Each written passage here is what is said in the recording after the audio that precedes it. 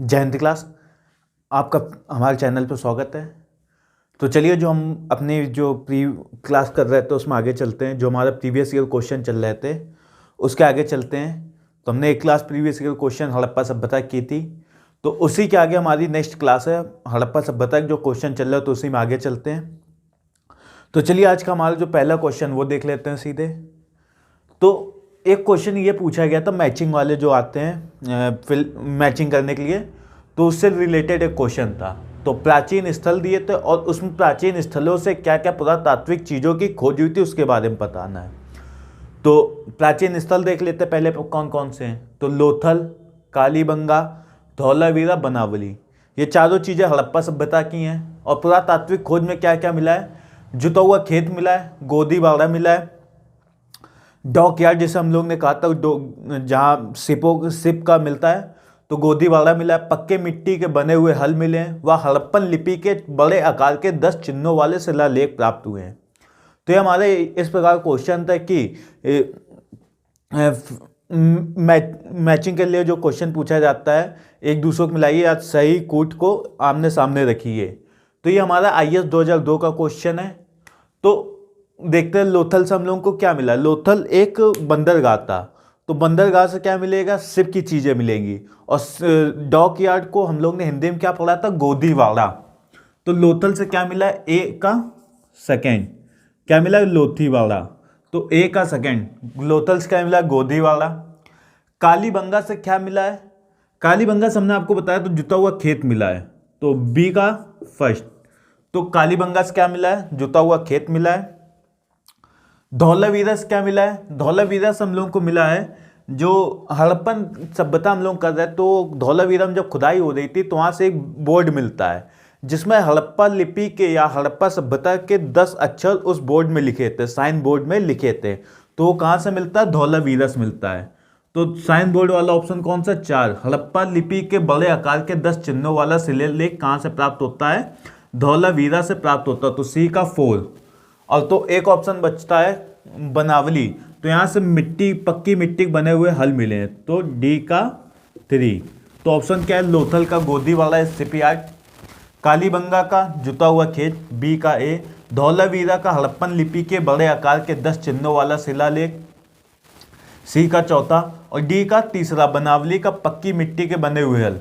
पक्की मिट्टी का है या टेराकोटा की मिट्टी का है, दोनों की बात एक ही है। टेराकोटा मिट्टी भी पक्की मिट्टी की तरह मानी जाती है। तो बनावली पक्की मिट्टी के बने हुए हल प्राप्त हुए हैं। एक क्वेश्चन ये पूछा गया था कि जुता हुआ खेत कहाँ से प्राप्त हुआ है, किस जगह से प्राप्त हुआ है? ये यूपी PCS 2005 का क्वेश्चन था। तो जुता हुआ खेत कहाँ से प्राप्त हुआ? कालीबंगा से प्राप्त हुआ है। ये पूरा क्वेश्चन IAS 2002 में पूछा गया था। और ये खाली एक ही क्वेश्चन जुता हुआ खेत कहाँ से प्राप्त हुआ है, तो यूपी PCS 2005 के क्वेश्चन है, तो कालीबंगा से प्राप्त हुआ है। तो आपको क्वेश्चन समझ में आएगा किस प्रकार क्वेश्चन पूछे जाते हैं। अगला हमारा क्वेश्चन, निम्नलिखित में से कौन सा एक हड़प्पा स्थल नहीं है? तो नहीं है यह मोस्ट इंपॉर्टेंट बन गया। वैसे हमने बताया था आपको, नहीं वाले और प्रथम वाले, सर्वप्रथम वाले वैसे इंपॉर्टेंट क्वेश्चन होते हैं। ये भी IAS का क्वेश्चन है, ईयर याद नहीं कौन से ईयर में आया था, IAS का क्वेश्चन ये भी। तो निम्नलिखित में से कौन से एक हड़प्पा स्थल नहीं है? तो चूनो दाड़ो तो है, कोट दीजी भी है। ये दोनों कहाँ मिले हम लोगों को? पाकिस्तान में मिले, पाक में। सोगारा और देसलपुर, हमारा सोगारा नहीं देसलपुर है। तो देसलपुर कहाँ पर है? ये हमारा गुजरात में एक जगह है, गुजरात के पास से।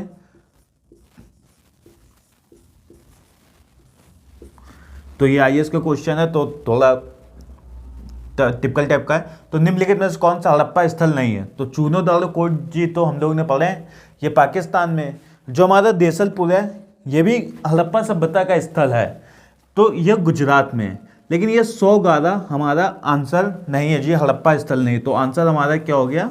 सी, सोगारा। सोगारा।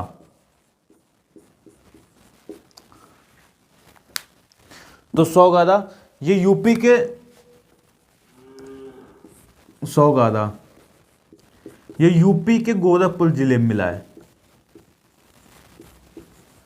गोरखपुर। तो सोगारा कहाँ मिला? यूपी के गोरखपुर जिले में, राप्ती नदी किनारे स्थित है। और ये किस सभ्यता का स्थल है, या जो कौन से काल का स्थल है। तो यहाँ मौलकालीन काल का है। मौलकाल जो हमारा आया था उसका है। मौलकाल ताम्रपत्र अभिलेख यहाँ से मिला है। मौर्यकाल ताम्रपत्र अभिलेख मिला।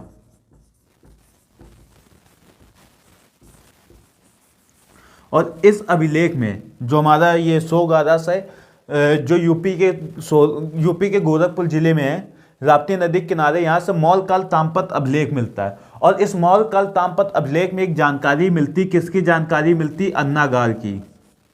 तो ये भी मोस्ट इंपॉर्टेंट क्वेश्चन हो जाएगा, जब मौलकाल पढ़ाएंगे तब ये फिर आगे आएगा। तो अन्नागार की जानकारी कहाँ से मिलती है, सोगारस से। किस काल के, मौलकाल के समय की मिलती। मौलकाल ताम्रपत्र अभिलेख मिला है, वो कहाँ से मिला, सोगारस मिला, यूपी गोरखपुर में राप्ती नदी के किनारे। और यहाँ से मौलकाल ताम्रपत्र अभिलेख से किसकी जानकारी मिलती, अन्नागार की जानकारी मिलती है। तो क्वेश्चन क्या था, निम्नलिखित में कौन सा एक हड़प्पा स्थल नहीं है। तो हमारा जो सी ऑप्शन था सोगारा, वो हमारा हड़प्पा स्थल नहीं है, मौलकाल का समय का है। और बाकी जो है चूनो दालो, कोट दीजी या पाकिस्तान के, और देसलपुर ये गुजरात में पड़ता है, ये भी हड़प्पा सभ्यता का स्थल है।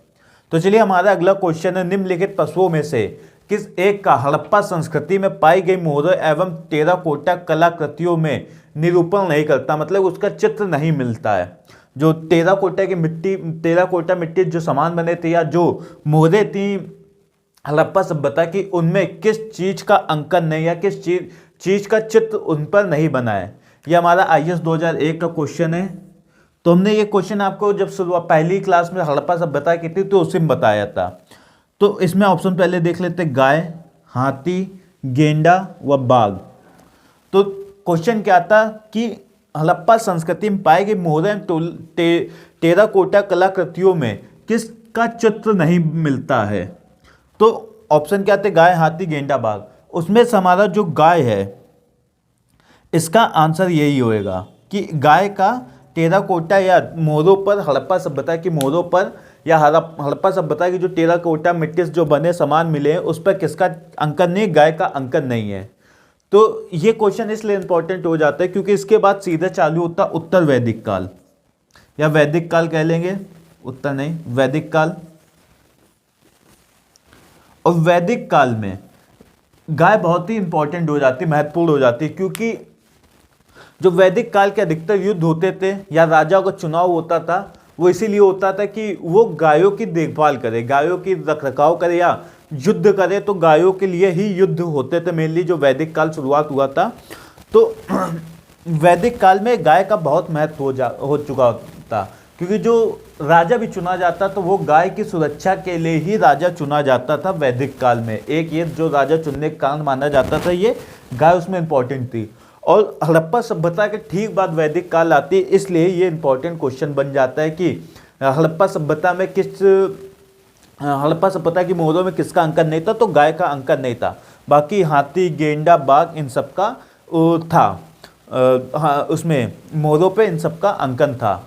तो चलिए कुछ क्वेश्चन और रह गए, वो भी देख लेते हैं आगे, तो आपको ये क्वेश्चन समझ में आएंगे। इसमें तो 3 क्वेश्चन जो हमने करवाए वो तीनों IAS में पूछे गए हैं, और एक क्वेश्चन UP PCS पूछा गया है। मतलब जो हम पढ़ा रहे वो पेपरों में आ रहा है, ये आपको लग रहा होगा। तो चलिए आगे चलते, आगे देखते हैं अगले क्वेश्चन कुछ हैं जो बाकी हैं। चलिए आगे चलते, आगे देखते हैं हमारे जो क्वेश्चन बचे थे। तो हमारा अगला क्वेश्चन है भाई मैचिंग वाला, जो मैचिंग वाले क्वेश्चन पूछे जाते हैं, match the following by one, वो पहले से दूसरों को सुमेलित कीजिए। तो जो कुछ नगर दिए गए हैं और उनके खोजकर्ता दिए गए, नगर व खोजकर्ता। तो हड़प्पा सभ्यता की खोज किसके द्वारा हुई थी, हड़प्पा की खोज किसके द्वारा हुई थी, ये तो सबको पता है। तो हड़प्पा की खोज किसके द्वारा, ए का सीधा आंसर लिखते हैं हम लोग 3। तो ए का 3 कौन सा है, दयाराम सैनी। बी का हस्तिनापुर किसके द्वारा खोजा गया था, तो हस्तिनापुर बीबी लाल द्वारा खोजा गया था। तो बी का 4था। तो हस्तिनापुर किसके द्वारा खोजा गया था, बीबी लाल द्वारा खोजा गया था। तक्षशिला किसके द्वारा खोजा गया था, तो तक्षशिला हमारे अगला ऑप्शन है जॉन मार्शल और MG मजूमदार जो बचे हैं। 2 तो याद ही है कि हड़प्पा हस्तिनापुर हमने अभी देखा था, रिसेंटली देखा था। हड़प्पा दयाराम सैनी, ये तो सबको पता है। हसनापुर बीबी लाल द्वारा। तक्षशिला किसके द्वारा खोजा गया? तो ये थोड़ा आगे क्वेश्चन आ गया यहाँ पे, तो पेपर किस हिसाब से बनता है ये आप देख ही सकते। तो तक्षशिला किसके द्वारा खोजा गया था? तो आंसर सी हमारा है जॉन मार्शल द्वारा। सी का सेकंड यहाँ लिखे दे रहे हैं, तो जॉन मार्शल द्वारा। और बचा कौन सा? डी का ए, एमजी मजूमदार कौन सा खोजा गया था? कौशाम्बी। तो हड़प्पा किसके द्वारा खोजा गया था? दयाराम सैनी द्वारा। हसनापुर बीबी लाल द्वारा, तक्षशिला जॉन मार्शल द्वारा और कौशाम्बी एमजी मजूमदार खोजा गया था। अब इनके वो देख लेते हैं कौन कौन से ईयर में खोजे गए थे। तो हड़प्पा खोजा गया था, हड़प्पा दयाराम सैनी ने कब खोजा था? 1921 में। तो हड़प्पा तो हम लोग ने याद किया था 1921 में हड़प्पा खोजा गया था।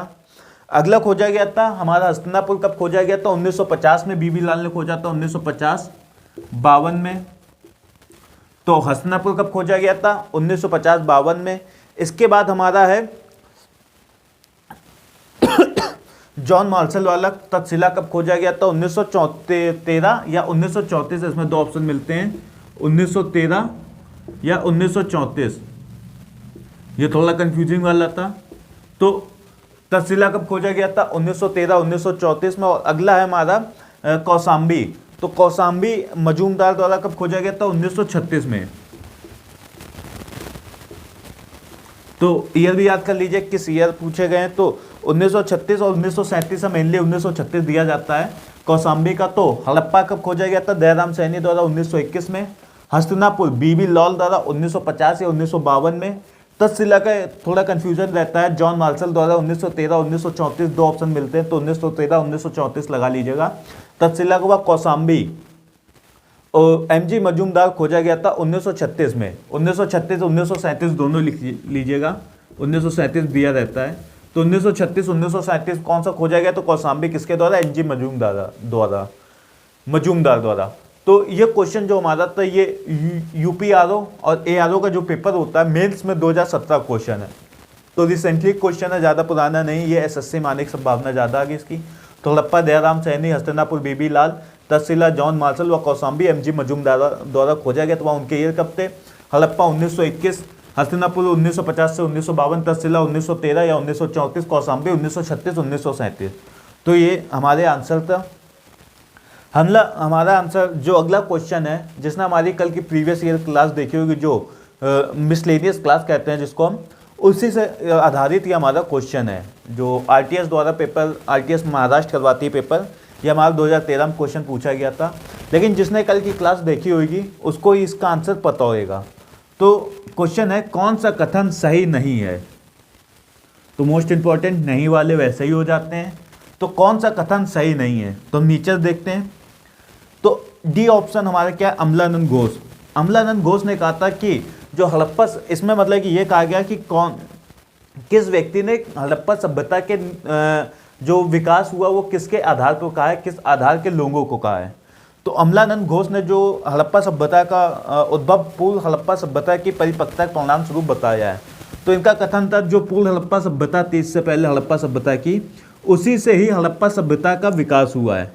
तो अमलानंद घोष का ये कथन बिल्कुल सही है कि हड़प्पा सभ्यता का उद्भव पूर्व हड़प्पा सभ्यता के परिपक्वता के परिणाम स्वरूप हुआ है। तो अमलानंद घोष ने बिल्कुल सही बात कही थी, मतलब ये ऑप्शन सही है बिल्कुल।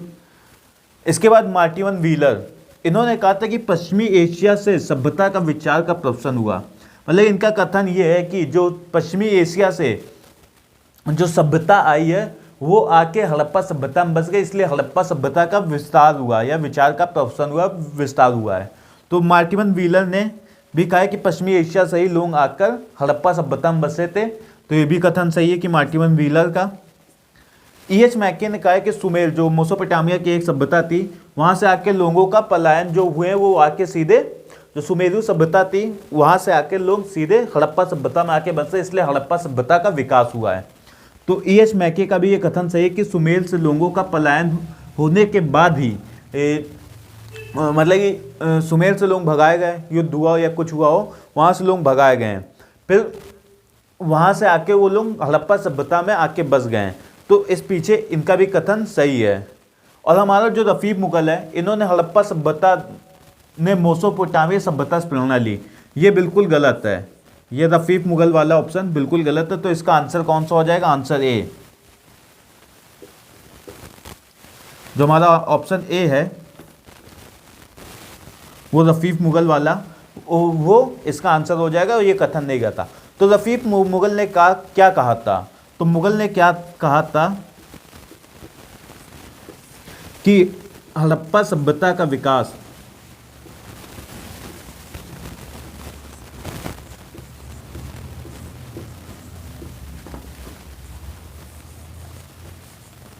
जो हड़प्पा सभ्यता का विकास था वो रावी नदी के तट पर हुआ था, के तट पर हुआ।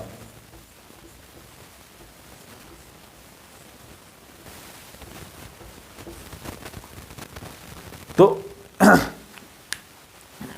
जो रफीक मुगल ने क्या कहा था? रफीक मुगल ने कहा था कि हड़प्पा सभ्यता का विकास रावी नदी के छेद पे हुआ था या रावी नदी के तट पे हुआ, तो दोनों बात एक ही है। तो रफीक मुगल ने ये नहीं कहा था कि हड़प्पा सभ्यता ने मेसोपोटामिया सभ्यता से प्रेरणा ली। मतलब इनका ये कथन कहा है कि जो हड़प्पा सभ्यता के लोग थे वो मेसोपोटामिया से ही आए थे, इसलिए उनसे प्रेरणा लेकर ही वहाँ आके बसे थे। ये कथन रफीक मुगल का बिल्कुल ही गलत है। उन्होंने क्या कहा था? जो हड़प्पा सभ्यता का विकास हुआ है वो रावी नदी के क्षेत्र में हुआ, रावी नदी के तट के किनारे हुआ है। ये रफीक मुगल ने कहा था, ना कि मेसोपोटामिया कहा था। तो आपको ये क्वेश्चन समझ में आएगा कि इस प्रकार से भी पेपर में क्वेश्चन पूछे जाते हैं। और यही हमने कल पेपर जो क्लास करवाई थी, किसके बारे में क्या कथन कहा था कि हड़प्पा सभ्यता का विकास के कथन, जो क्वेश्चन हमने कल करवाए थे उसमें यह था कि जैसे हड़प्पा सभ्यता के बारे में जो हमारे इतिहासकार थे उन्होंने क्या कहा है कि हड़प्पा सभ्यता का विकास कैसे हुआ, किस प्रकार हुआ, उनके कथन क्या क्या हैं। जो हमने कल की क्लास थी हमारी, जो मिसलेनियस क्लास थी, उसमें ये सब करवाया। तो आप वो वाली क्लास देखेंगे तो आपको ये वाला क्वेश्चन बिल्कुल डाउट क्लियर हो जाएगा। तो आपके ये क्वेश्चन आज के समझ में आ जाएंगे।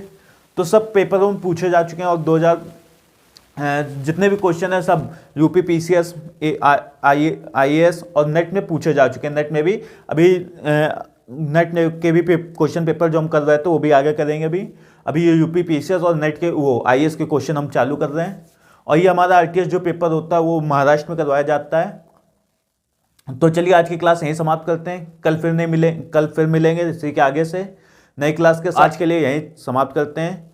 और किसी को अगर कोई क्वेश्चन में डाउट आ रहा हो या कुछ समझ में ना आ रहा हो वो कमेंट बॉक्स में लिख दे, उसको बता दिया जाएगा, उसको समझा दिया जाएगा।